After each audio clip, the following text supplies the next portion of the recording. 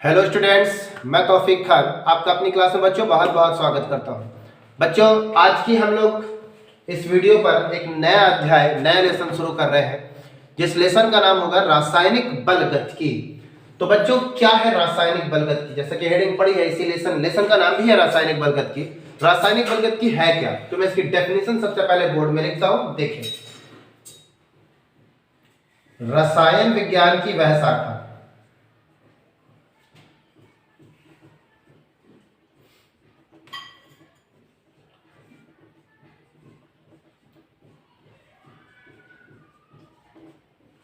रसायन विज्ञान की वह शाखा जिसके अंतर्गत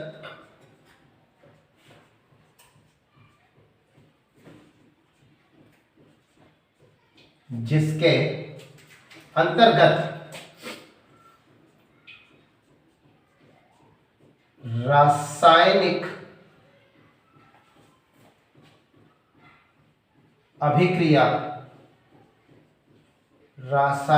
अभिक्रिया की दर तथा अभिक्रिया की क्रियाविधि का अध्ययन करते हैं, उसे रासायनिक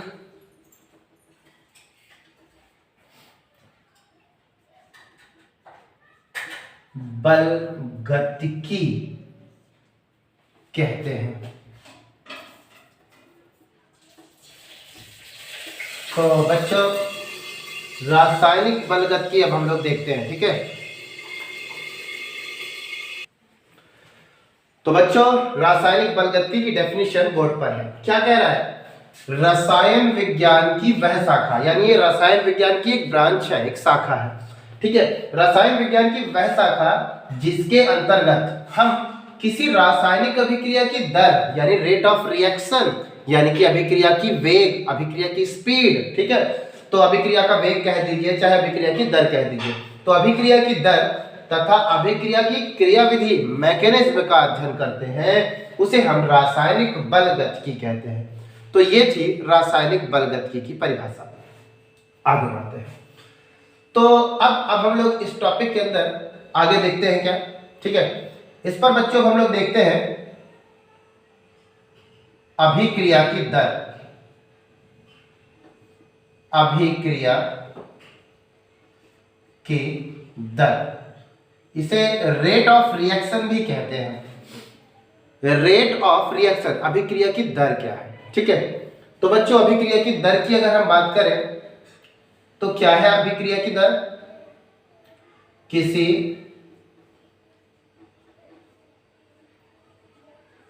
इकाई समयांतराल में अभिक्रिया के अभिकारक यानी रिएक्टेंट, अभिकारक तथा उत्पाद की सांद्रता में परिवर्तन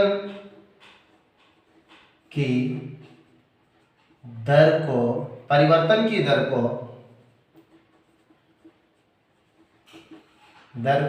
अभिक्रिया की दर कहते हैं।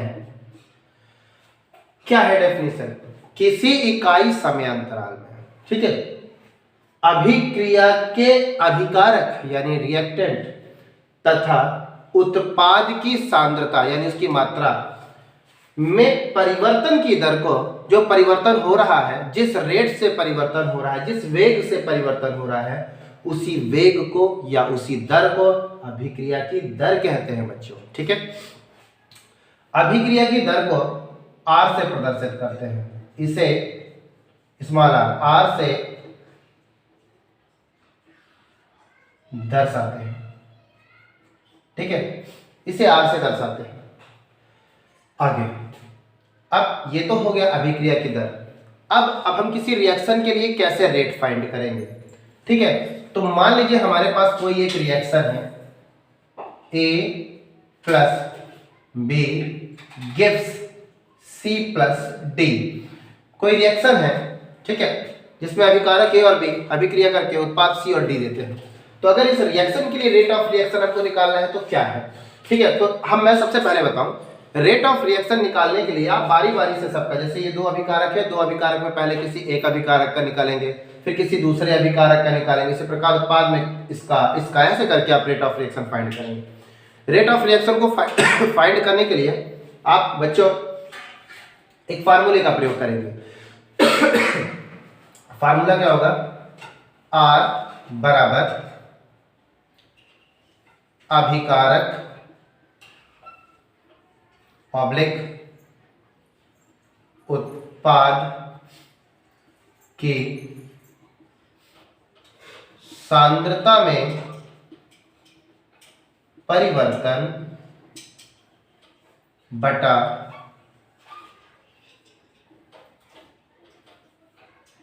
समयांतराल, ठीक है। तो ये जो रेट है ना, अभिकारक की सांद्रता में परिवर्तन के लिए भी हो जाएगा और उत्पाद की सांद्रता में परिवर्तन के लिए हो जाएगा। तो अगर दोनों को अलग अलग करके लिखें तो कैसे लिखेंगे, R बराबर अभिकारक की सांद्रता में कमी बटा समयांतराल। उत्पाद के लिए कैसे लिखेंगे, R बराबर उत्पाद की सांद्रता में वृद्धि बटा समयांतराल। तो अब क्या है भाई, हम देख रहे हैं कि R अभिकारक के लिए कमी को दर्शाता है, R उत्पाद के लिए वृद्धि में दर्शाता है, वृद्धि को दर्शाता है। कैसे हुआ, इसको एक ग्राफ से समझते हैं। एक ग्राफ खींचते हैं, ये ग्राफ खींच रहे हैं, इधर की ओर जाएंगे ना बच्चों तो हमारा T टाइम बढ़ रहा है, और ऊपर की ओर जाएंगे तो हमारा मोलर कंसंट्रेशन बढ़ेगा, सक्रिय द्रव्यमान बढ़ेगा, ठीक है। तो ऊपर जाने पर मोलर कंसंट्रेशन, मोलर सांद्रता बढ़ रही है, ठीक है। तो हम लिख देते हैं मोलर सांद्रता में वृद्धि। चलिए मान लीजिए इस रिएक्शन को देखिए थोड़ी देर के लिए। अब देखेंगे A और B आपस में क्रिया करने वाले हैं, लेकिन अभी उत्पाद नहीं बना है। तो A और B की सांद्रता यानी मात्रा अभी अधिक है, क्योंकि उत्पाद तो बना ही नहीं है। लेकिन अगर A और B आपस में क्रिया करने लगेंगे तो C और D बनाएंगे, तो इसकी फिर सांद्रता यानी इसकी मात्रा कम होने लगेगी, ठीक है बच्चों। तो मैं कह रहा हूं अभी हमारे पास C और D नहीं बना, तो हमारे पास अभिकारक है, खाली अभिकारक है। तो अभिकारक की सांद्रता उच्च होगी, वो अधिक मात्रा में है, तो मैं कह रहा हूं उसकी सांद्रता ये है, ये। तो बच्चों अब सांद्रता है, धीरे धीरे समय गुजरेगा तो सांद्रता में तो कमी आएगी, क्योंकि भाई अभिकारक क्रिया करके उत्पाद में बदलते जाएंगे, तो उत्पाद जो है वो बढ़ता जाएगा और अभिकारक कम होता जाएगा। तो अभिकारक की मात्रा में कमी हो रही है ना, तो ये देखिए सांद्रता में कमी होती जाएगी, ये देखिए जैसे ये कमी होती गई, लेकिन ये R को दर्शा रहा है। तो बच्चों कमी हो रही है, घट रहा है। कौन घट रहा है, रिएक्टेंट घट रहा है। तो घट रहा है तो उसको हम माइनस में दर्शाएंगे, तो रिएक्टेंट की वैल्यू माइनस में जाती है। अब क्या है बच्चों, भाई रिएक्टेंट तो धीरे धीरे कम हो रहा है, तो प्रोडक्ट तो इंक्रीज हो रहा है, तो हमारा प्रोडक्ट जो है वो बढ़ता जाएगा, उसका एक्टिव मास बढ़ता जाएगा। तो प्रोडक्ट जो है वो डेवलप कर रहा है, बढ़ रहा है। तो बढ़ रहे प्रोडक्ट को बच्चों पॉजिटिव से शो करेंगे, ठीक है। तो अब आपको जानकारी आ गई कि रिएक्टेंट में कमी होती है, अभिकारक की सांद्रता में कमी, प्रोडक्ट में वृद्धि होती है, ये लिखा है वृद्धि, ठीक है। चलिए अब इसी को मैं आगे कंटिन्यू करता हूं। तो बच्चों इसको कैसे लिखेंगे, अभिकारक की सांद्रता में कमी। तो बच्चों सांद्रता में कमी हो रही है, यानी रिएक्शन जब चलता है तो अभिकारक की मात्रा में कमी होने लगती है, अर्थात अभिकारक की जो मात्रा है वो बदल रही है। और अगर अभिकारक की मात्रा बदल रही है तो बदलने के लिए डेल्टा का प्रयोग करते हैं। तो ये लगाया डेल्टा, ये परिवर्तन को दर्शाएगा। किसके परिवर्तन को, अभिकारक। तो हम लिखेंगे एक्टिव मास ऑफ आर, यानी कि आर के सक्रिय द्रव्यमान या आर की मोलर कंसंट्रेशन, ठीक है, ये आर की मोलर कंसंट्रेशन है या आर का एक्टिव मास है, ठीक है। और समय अंतराल के लिए डेल्टा टी। बच्चों आपको पता है भाई समय भी तो धीरे धीरे बदल रहा है, पहले 0 से 1 सेकंड चला होगा, फिर 5 सेकंड और चला होगा, मतलब समय अलग अलग बढ़ता जा रहा है, तो समय में भी बदलाव हो रहा है, इसीलिए डेल्टा टी। चूंकि कमी को माइनस से दर्शाते हैं इसीलिए इसके आगे आप माइनस लगाएंगे, ये है फंडा। उत्पाद की सांद्रता में वृद्धि के लिए तो भैया परिवर्तन हो रहा है, बढ़ रहा है, तो आप इसे कैसे दर्शाएंगे, परिवर्तन को डेल्टा, और डेल्टा तो ठीक है, डेल्टा के बाद फिर आप क्या करने वाले हैं, उत्पाद की सांद्रता में वृद्धि हो रही है तो active mass of P, P का मतलब प्रोडक्ट बटा समय अंतराल डेल्टा टी, ऐसे व्यक्त करेंगे आप आर को किसी रिएक्शन के रेट के लिए, ठीक है। अब एक एग्जांपल पर इसको देखते हैं, एग्जांपल में इसे सीखते हैं, ठीक है। तो अब मैं इस ग्राफ को मिटा रहा हूं, इसको एक एग्जांपल से समझाता हूं आपको, ठीक है, अभिक्रिया की दर को। तो यहां पे मैं एक एग्जांपल लूंगा, चलिए इसी एग्जांपल को हम लोग देखते हैं, वापस यहां पे लिखते हैं, ये लिखा हुआ है, यहां पे लिख देते हैं a plus B gives c plus d। तो बेटा अगर हमको a के लिए क्या निकालना है, a अभिकारक, दो अभिकारक में सबसे पहले किसी एक एक करके आप निकालेंगे। तो मैं a का रेट फाइंड करता हूं a के लिए, तो इसके लिए r is equal to minus, क्योंकि रिएक्टेंट माइनस में है, minus delta active mass of A, ठीक है, बटा डेल्टा टी। A के लिए हो गया, B के लिए क्या होगा, नीचे, चाहे आप नीचे से कर सकते हैं या बराबर में करके उसे आगे कर दीजिए, ठीक है। R बराबर minus delta active mass of B बटा डेल्टा टी।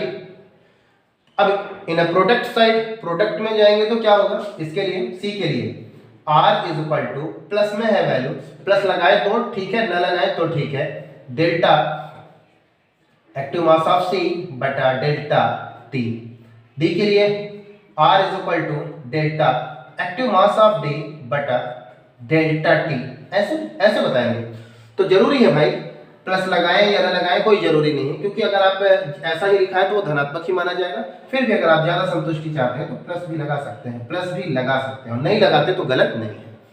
चलिए, तो ये पहला एग्जांपल था। ये बच्चों तब का था जब इनकी मोलर सांद्रता यानी इनके मोलों की जो संख्या थी, ए की 1 थी, बी की 1 थी, सी की 1 थी, डी की 1 थी।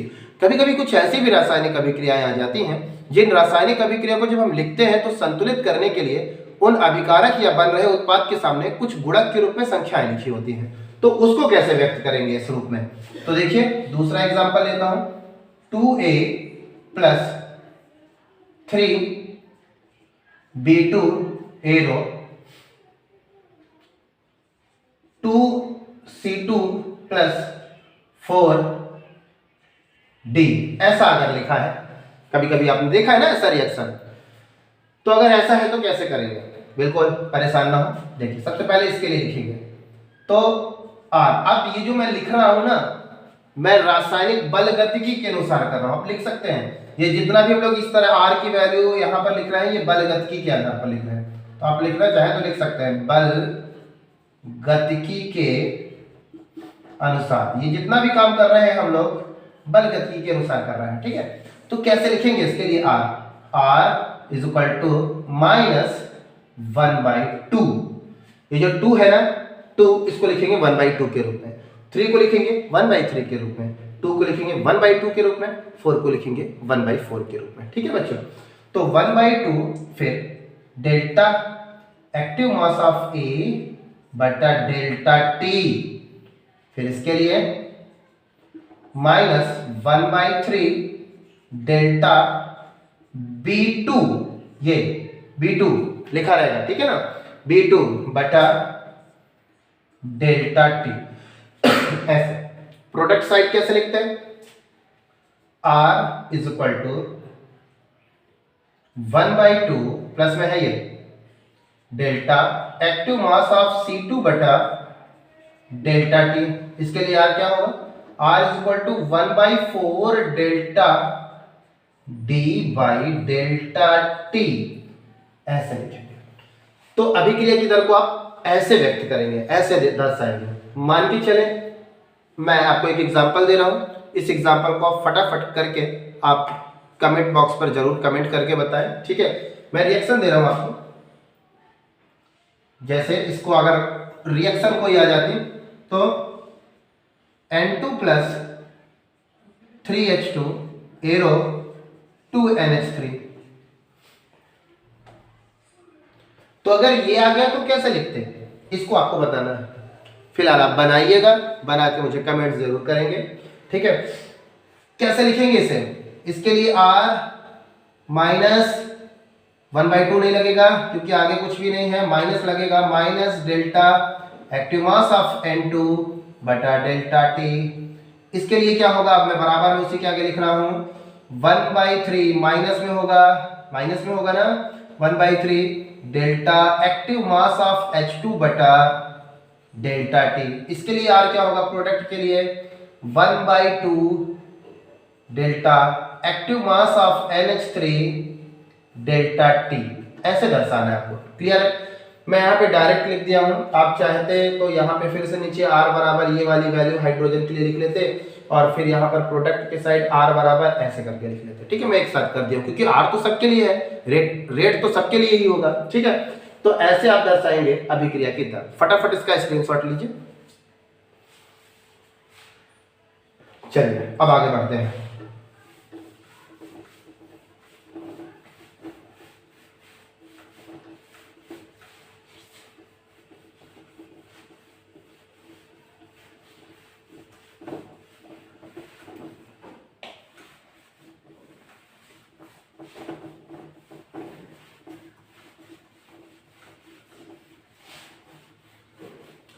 ठीक है बच्चों, अब आगे बढ़ते हैं, ठीक है। इसी के अंदर मैं आपको पढ़ाता हूं द्रव्यानुपाती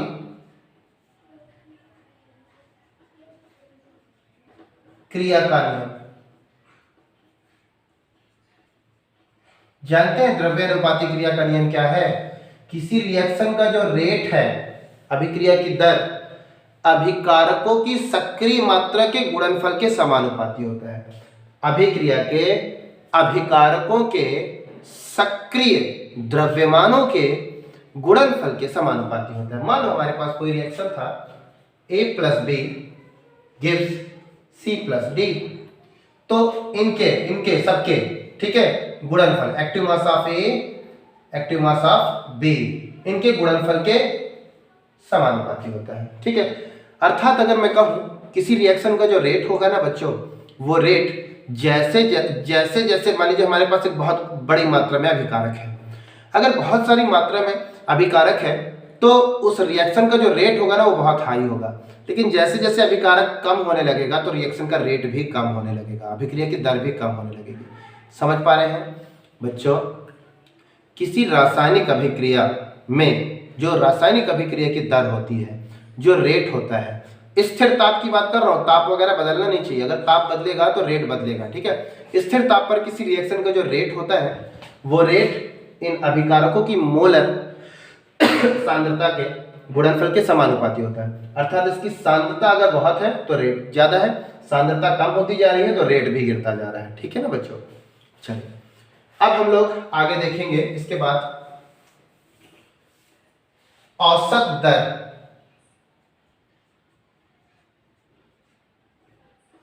औसत दर, औसत दर को एवरेज रेट कहते हैं, ठीक है।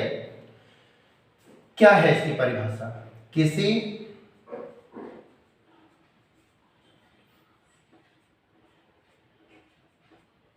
समयांतराल में, किसी समयांतराल में अभिकारक तथा उत्पाद की सांद्रता में परिवर्तन की दर औसत दर कहलाती है। औसत दर कहलाती है। बच्चों, औसत दर की परिभाषा क्या है? भाई किसी समय अंतराल में, कोई लंबे समय की बात कर रहा है, ठीक है, किसी समय के अंतराल में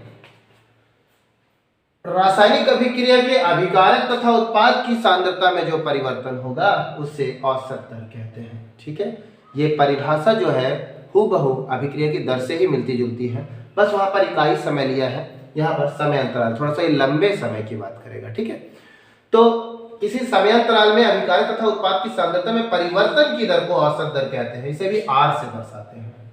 ठीक है, इसे आर से दर्शाते हैं। बच्चों अब देखो, रेट ऑफ रिएक्शन के लिए भी आर, अब एवरेज रेट औसत दर के लिए भी आर, और आगे हम लोग पढ़ेंगे तात्क्षणिक वेग, उसके लिए भी आर। तो ये तीनों आर यदि एक जैसे समझ में आ रहे हैं आपको, है ना, तो हम क्या करते हैं, थोड़ा थोड़ा सा अंतर ले आते हैं। इस आर के नीचे यहाँ पर आप ए बी लिख सकते हैं। यहाँ पे मैं बता देता हूँ, R A B. R A B का मतलब है एवरेज। ठीक है, ये किसका है? रेट एवरेज का, औसत दर की बात कर रहे हैं। इसके लिए क्या है फार्मूला? इसके लिए भी फार्मूला आप लगाएंगे, आर बराबर एवरेज के लिए है। ठीक है, यहाँ पे एवरेज अभिकारक तथा उत्पाद की सांद्रता में परिवर्तन बटा समयांतराल, ऐसे लिखेंगे। ठीक है, एक एक करके अगर लिखते हैं, अभिकारक के लिए लिखेंगे तो क्या होगा, आर ए बी अभिकारक के लिए, अभिकारक की सांद्रता में कमी बटा समयांतराल। ठीक है, इसके लिए क्या लिखेंगे, उत्पाद के लिए, उत्पाद की सांद्रता में वृद्धि बटा समयांतराल। ठीक है, अब रेट ऑफ रिएक्शन के लिए क्या लिखते थे बच्चों? रेट ऑफ रिएक्शन के लिए लिखते थे आप डेल्टा आर। यहां पर आप लिखेंगे delta active mass of X बटा डेल्टा टी, चूंकि रिएक्टेंट के लिए माइनस लगा देंगे। ठीक है, इसी प्रकार इसके लिए आप क्या लिखेंगे, उत्पाद के लिए delta active mass of X बटा डेल्टा टी, बस और कुछ नहीं, बस आर और पी की जगह पर सीधा सीधा एक्स रख देना है, बाकी सब कुछ वैसे ही होगा।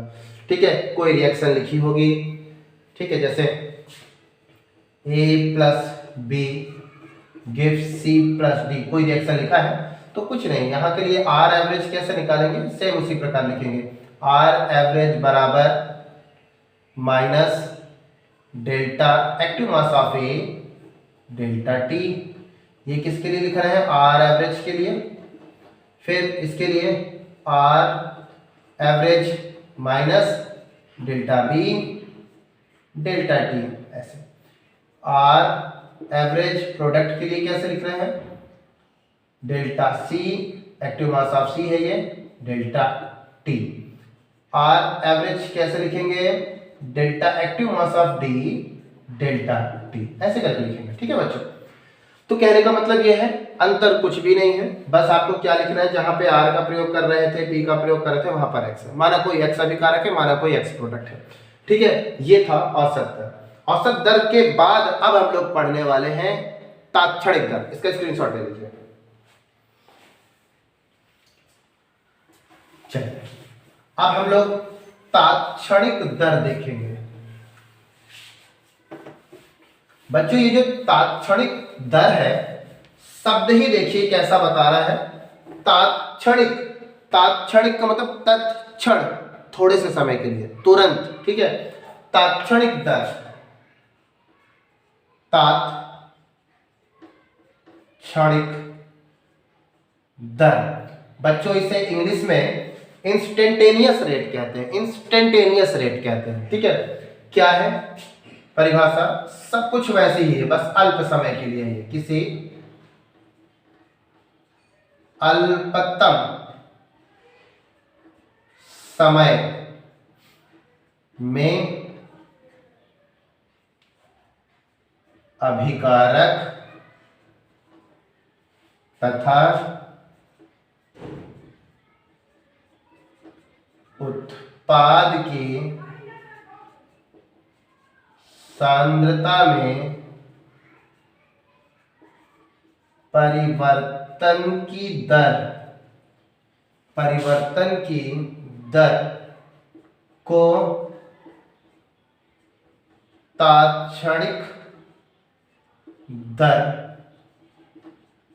कहते हैं। इसे भी बच्चों स्मॉल आर से दर्शाते हैं, ठीक है।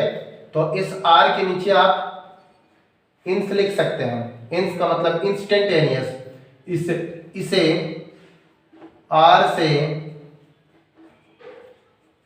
दर्शाते हैं, ठीक है बच्चों। तो ये अल्पतम समय के लिए है। अब अल्पतम समय के लिए जब हम लिखते हैं परिवर्तन, किसके लिए? अभिकारक के लिए या उत्पाद के लिए, तो डिफरेंशियल का प्रयोग करते हैं, ठीक है, अवकलन का प्रयोग करते हैं, डी, थोड़े से समय के लिए। तो हम कोई रिएक्शन के लिए, मान लो रिएक्टेंट के लिए, अभिकारक के लिए अगर व्यक्त करें, अभिकारक के लिए रेट अगर हम निकालें, तो इसका रेट कैसे लिखेंगे? R minus D active mass of X बटा डी टी। डिफरेंशियल आ जाएगा यहाँ पर अल्पतम समय के लिए, ठीक है। अभी तक हम लोग डेल्टा बना रहे थे, अब डेल्टा नहीं बन रहा है, डी। प्रोडक्ट के लिए, उत्पाद के लिए क्या हो जाता? उत्पाद के लिए R बराबर D active mass of x D T, ऐसे। ये था तात्क्षणिक दर, ठीक है। उम्मीद है आपको ये क्लास समझ में आई होगी। धन्यवाद।